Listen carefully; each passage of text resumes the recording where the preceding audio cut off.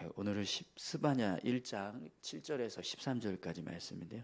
심판을 받게 될 사람들이란 제목으로 같이 함께 말씀을 좀 나누겠습니다. 어제 본문 말씀을 보면 하나님이 남유다를 심판하신다라고 말씀하실 때 그 모습이 마치 남유다를 완전히 진멸하시겠다라고 말씀하시는 것처럼 그렇게 보였습니다.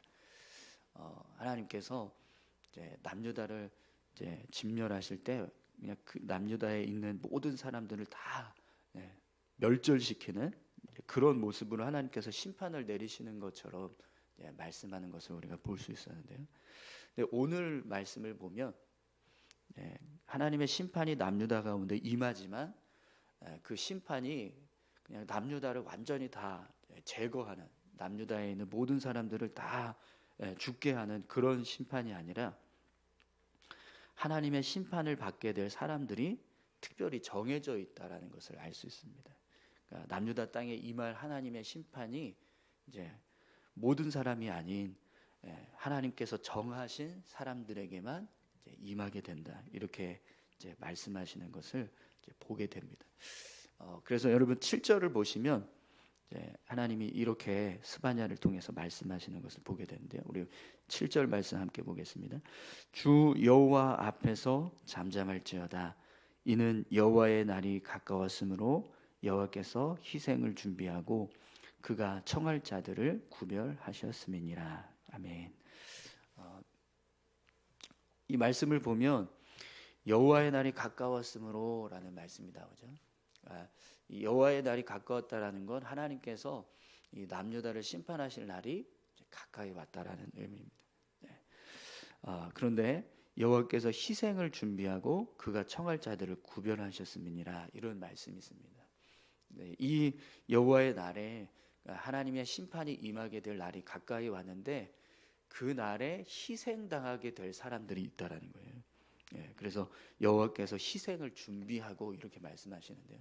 이 준비되었다라는 건 이미 그날 심판을 받게 될 사람들이 정해져 있다라는 겁니다. 그리고 그가 청할 자들을 구별하셨음이니라, 이 말씀은요, 하나님께서 이 여호와의 날에 남유다 백성들 가운데서 특별히 이제 희생당하게 될 사람들, 그러니까 심판을 받게 될 사람들을 향해서 심판할 사람들을 정해 놓으셨다, 이런 의미입니다. 그래서 이 7절에서 말씀하는 이 청할 자들이 바벨론이라는 의미로 해석이 됩니다. 남유다가 결국에는 바벨론에 의해서 멸망을 당하게 되죠. 그래서 성경학자들이 이 청할 자들을 구별하셨다라고 할 때 이 청할 자들이 누구냐면 바벨론이라고 그렇게 해석을 해요.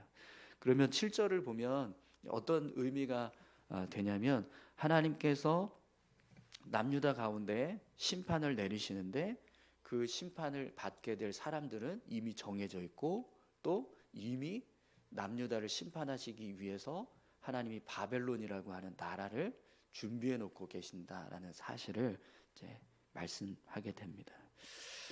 스바냐 시대 때 아직 이 남유다가 멸망하기 위해서는 조금 더 시간이 필요했습니다. 요시야 시대 때 이 남유다가 멸망한 게 아니거든요. 그런데도 불구하고 이미 하나님께서는 이 남유다를 심판하시기 위해서 바벨론이라고 하는 나라를 예비해 놓고 계셨고 또 이미 심판받을 백성들도 다 정해 놓고 계셨다라는 것을 이제 말씀하게 됩니다.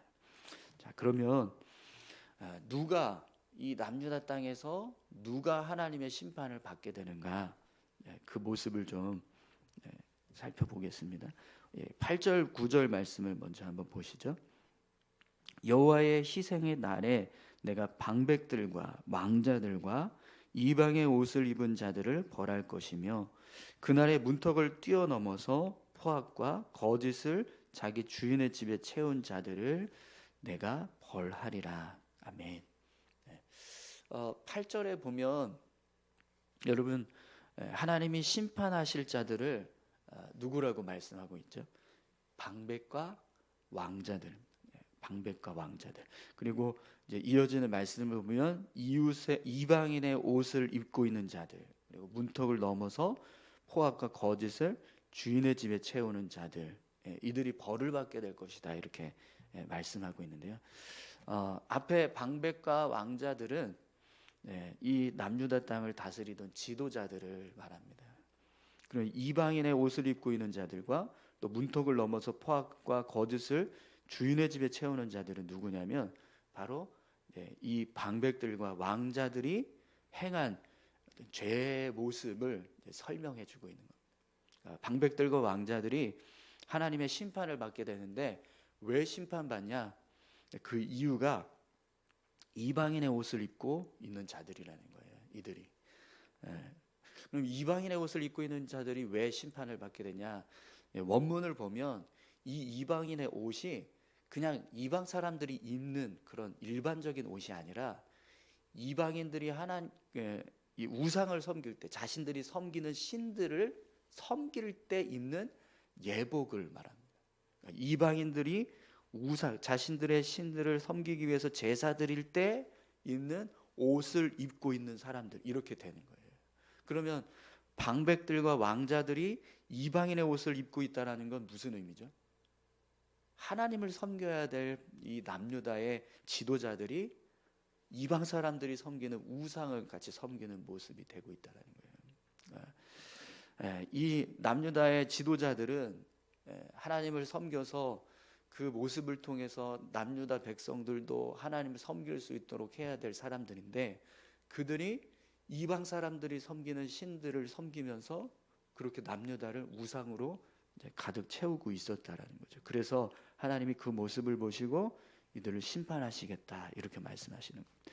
또 문턱을 넘어서 포악과 거짓을 주인의 집에 채우는 자들을 벌하시겠다 이렇게 말씀하시는데요.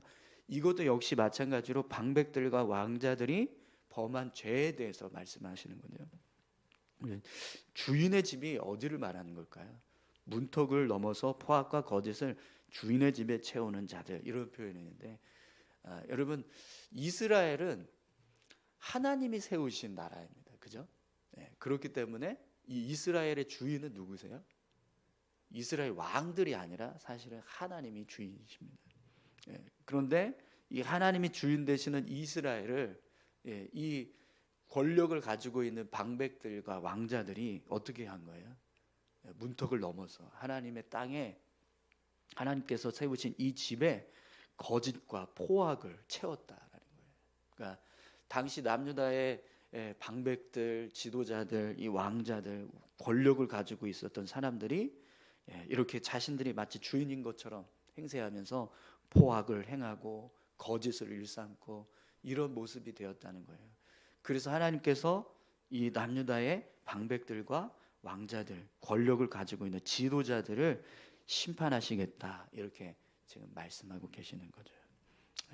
그러니까 어제도 말씀을 드렸지만 므낫세 왕과 아몬 왕 이런 이제 왕들이 악을 행합니다. 막 포악을 저지르고 또 백성들을 막 폭정해서 희생시키고 또 그런 각종 우상을 섬기게 하고 이런 일들이 이 남유다 땅에서 자행이 됐죠. 그래서 하나님의 심판이 임할 때 첫 번째로 심판을 받게 될 사람들이 이제 이 남유다의 지도자들이 될 것이다라고 말씀을 하시는 겁니다.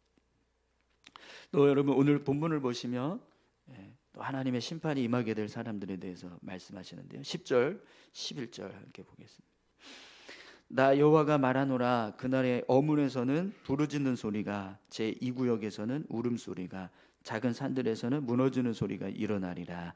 막대수 주민들아, 너희는 슬피 울라. 가나안 백성이 다 패망하고 은을 거래하는 자들이 끊어졌습니다.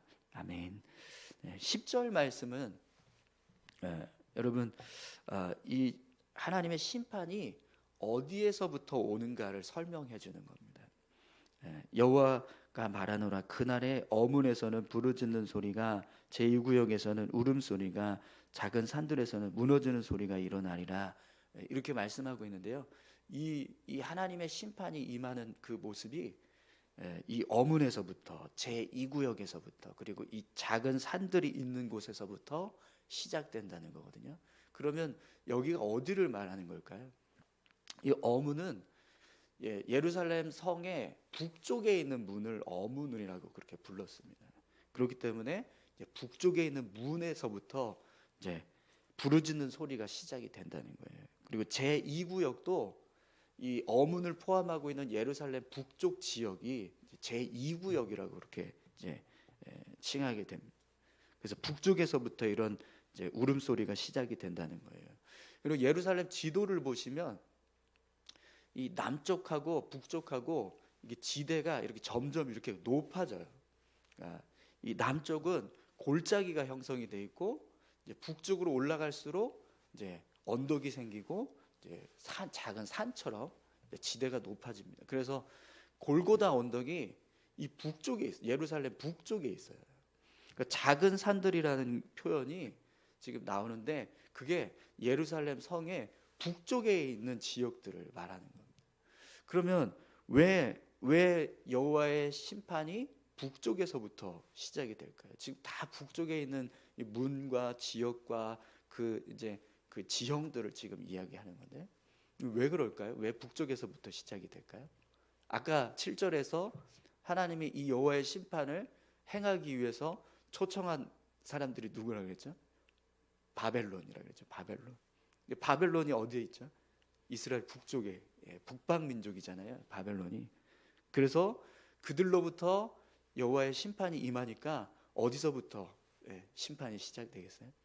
북쪽에서부터 시작이 되는 거예요. 그래서 10절에서 이 북쪽에서부터 부르짖는 소리가 울음소리가 무너지는 소리가 일어나리라 이렇게 이제 말씀을 하는 겁니다. 그런데 이때 11절을 보시면 막데스 주민들아 너희는 슬피 울라 가나안 백성이 다 패망하고 은을 거래하는 자들이 끊어졌음이라 이런 말씀이 있습니다. 왜 이 막데스 주민들을 향해서 슬피 울라 이렇게 말씀을 하실까요? 이 막데스 주민이 누굴까요?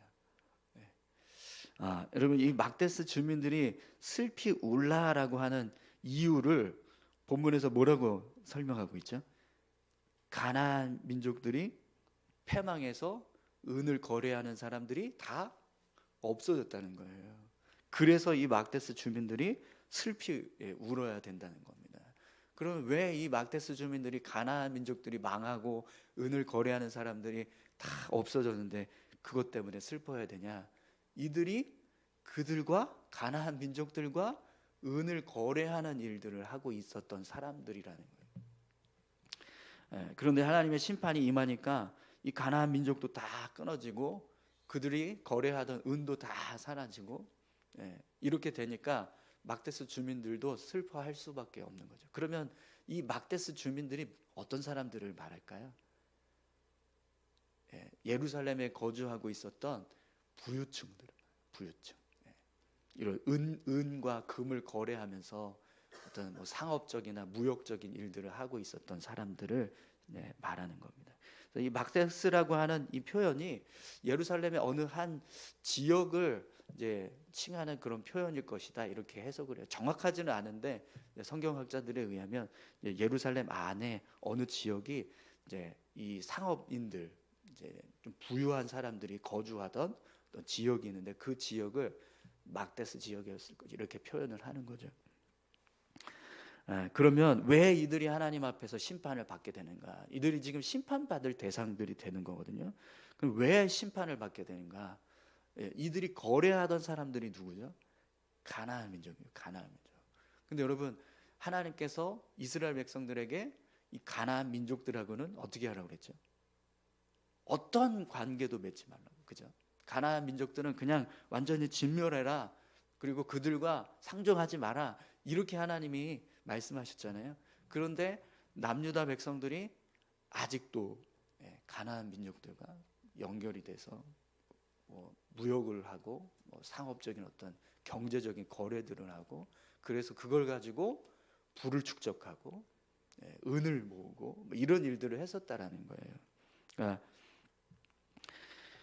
하나님께서 금지하고 있는 그런 올바르지 않은 방법으로 부를 축적하고 자신들의 재산을 늘리고 있었던 사람들, 그들을 향해서 하나님이 심판을 말씀하고 계시는 겁니다. 또 하나님께서 이 남유다 땅에 심판이 임할 때 또 심판을 받게 될 사람들에 대해서 말씀하십니다. 12절 13절 말씀 보겠습니다. 그때에 내가 예루살렘에서 찌꺼기 같이 가라앉아서 마음속에 스스로 이르기를 여호와께서는 복도 내리지 아니하시며 화도 내리지 아니하시리라 하는 자를 등불로 두루 찾아 벌하리니 그들의 재물이 노략되며 그들의 집이 황폐할 것이라. 그들이 집을 건축하나 거기에 살지 못하며 포도원을 가꾸나 그 포도주를 마시지 못하리라. 아멘.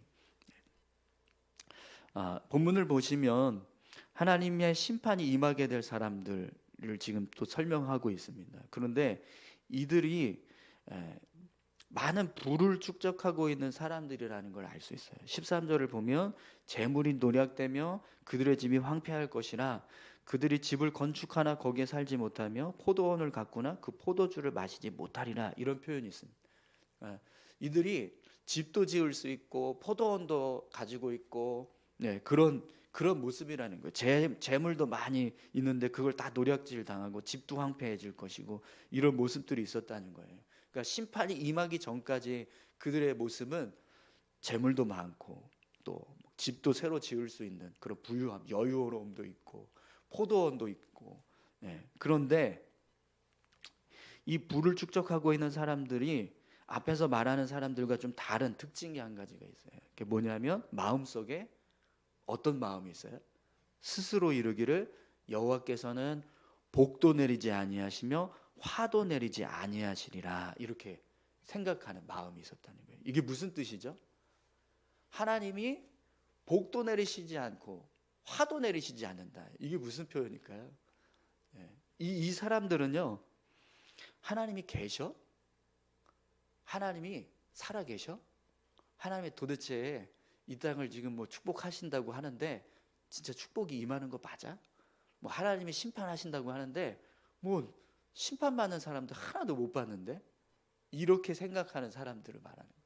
그러니까 하나님을 부정하고 하나님에 대해서 전혀 어떤 믿지 않는, 하나님의 말씀에 대해서도 믿지 않고 하나님이 지금 살아계시는지 뭐 그런 존재에 대해서조차도 전혀 믿지 않은 불신앙적인 태도를 가지고 살아가는 사람들을 말하는 겁니다. 대신에 이들이 그러면 뭘 의지하면서 살았을까요? 자신들이 가지고 있는 재물, 부유함, 그것만 붙잡고 사는 거예요. 그거 내가 부유하니까 그 부유함 속에서 그냥 도대체 하나님이 계시기나 하냐 이러면서 삶을 살았다는 거죠. 그런데 하나님께서 이들을 심판하시겠다라고 말씀하십니다. 여러분, 하나님은 분명히 말씀에 순종하고 또 하나님 잘 섬기면 축복하십니다. 아멘이신가요? 네. 또 하나님은 말씀에 불순종하고 하나님 거역하면서 살아가는 사람들을 심판하세요. 근데 그걸 부정하고 그걸 믿지 않고 그런 하나님에 대해서조차 전혀 인식하지 않고 그냥 생각도 안 하면서 자기들이 가지고 있는 어떤 부나 재물을 의지해서 삶을 살아간다면 결국 하나님의 심판이 임할 수밖에 없는 겁니다. 이렇게 여러분, 남유다의 심판이 임하게 될 때 하나님께서 특별히 그 심판을 받게 될 사람들에 대해서 말씀하고 있습니다. 세 부류의 사람들이 있어요. 그죠? 하나는 남유다 백성들을 다스리는 지도자들. 그 지도자들, 자신들에게 주어진 권력을 가지고 힘을 가지고 백성들을 올바로 인도하고 백성들이 하나님을 잘 섬길 수 있도록 해야 될 책임이 있는 사람들인데 그들이 오히려 우상을 섬기고 있고 악을 행하고 있고, 그래서 그 모습 때문에 백성들조차도 하나님을 떠나고 악을 행하는 모습으로 변해가고 있고, 그래서 그 책임을 지고 하나님이 그들을 심판하시겠다 이렇게 말씀하시는 거죠. 또 이 경제적인 능력을 가지고 있어야 돼요. 이 부를 가지고 있는 사람들이 그 부를 어떻게 해서 축적을 한 거예요? 하나님이 원하시지 않는 방법들을 통해서 부를 축적을 했다는 거예요. 하나님께서 기뻐하시는 모습으로 어떤 경제적인 활동을 하고 또 자신들에게 필요한 어떤 그런 이제 경제의 부를 이렇게 세워가는 모습이 되어야 하는데 그런 거 전혀 상관하지 않고 가나안 민족들 하나님이 기뻐하시지 않는 그런 사람들과 같이 어우러져서 그렇게 삶을 살았다는 거죠. 여러분, 가나안 민족들은요 그냥 하나님이 그냥 싫어하는 사람들이 아니에요. 그죠? 왜 가나안 민족들 하나님이 이스라엘 백성들과 관계를 맺지 말라고 말씀하시죠? 그들의 삶이 온갖 가증한 죄로 가득하기 때문에 그렇습니다. 가나안 민족들은 우상을 섬기고 또 그들의 문화는 하나님 보시기에 가증하고 악하고 이런 모든 것들이 다 포함되어 있어서 가나안 민족들과 이스라엘 백성들 상종하지 말라고 그렇게 말씀하신 건데, 근데 그걸 어기고 이 사람들과 같이 어떤 부를 축적하기 위한 일들을 했었다라는 거, 결국 무슨 일이에요? 어떻게 해서 그들이 부를 축적했을까요? 그 가나안 민족들이 가지고 있는 그런 가증한 것들 다 그냥 허용하면서 부를 축적했다는 거예요. 근데 그렇게 불의한 삶을 통해서 부를 축적해가는 사람들, 그들을 하나님이 심판하신다. 또 하나님을 무시하고 하나님의 존재에 대해서 부정하고 오로지 세상 물질만 의지해서 삶을 살아가고 있는 사람들, 그들에게 하나님께서 심판하시겠다라고 말씀하십니다. 여러분, 오늘 저와 여러분들이 오늘 이 남유다 땅을 향해서 심판을 선포하실 때 그 심판의 대상이 되는 사람들 있죠. 그들과 같은 모습이 되지 않기를 소망합니다. 어제도 말씀을 드렸지만 이 스바냐서 말씀에 나오는 이 모습은 우리를 향한 말씀은 아니라고 그렇게 생각할 수 있어요. 그러나 우리도 이렇게 살면 결국 이 심판은 우리에게도 향하는 겁니다.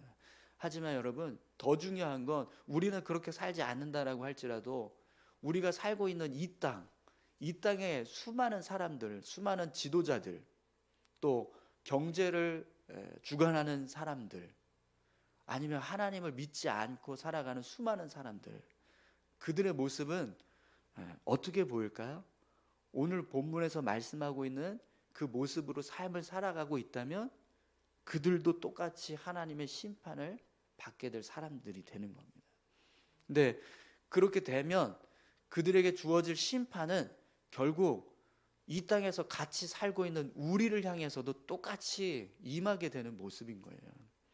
그래서 어제도 말씀드렸지만 우리가 이 나라 이 민족이 정말 하나님 앞에 바로 서기 위해서 우리가 더 기도하고 또 우리에게 주신 사명을 감당하기 위해서 더 힘써야 된다고 그렇게 말씀을 드렸습니다. 여러분, 오늘도 같이 함께 기도하실 때요, 하나님, 우리가 정말 이렇게 오늘 심판받을 대상들처럼 그런 모습으로 살아가지 않게 해주십시오. 우리에게 주신 능력, 하나님 기뻐하시는 일에 사용하고 또 세상 그냥 불의한 방법대로 우리 삶을 채워가는 게 아니라 늘 하나님 보시기에 정직한 모습으로 우리의 삶을 채워가게 하시고, 세상 물질만 붙잡고 살아가는 게 아니라 하나님 의지하고 하나님 말씀 붙잡고 살아가게 해주십시오. 우리가 이렇게 기도해야 될 줄로 믿습니다. 또 하나는요, 이렇게 살아가고 있는 사람들이 하나님을 알게 하시고 이런 모습으로 살지 않고 변화될 수 있게 해달라고 우리가 기도해야 될 줄로 믿습니다. 우리 같이 함께 기도하실까요?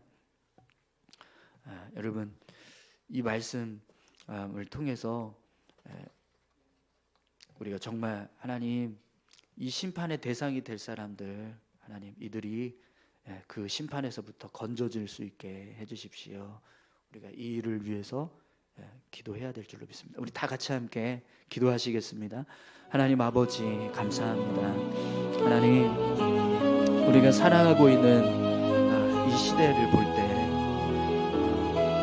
남유다 백성들에게 내려져야 될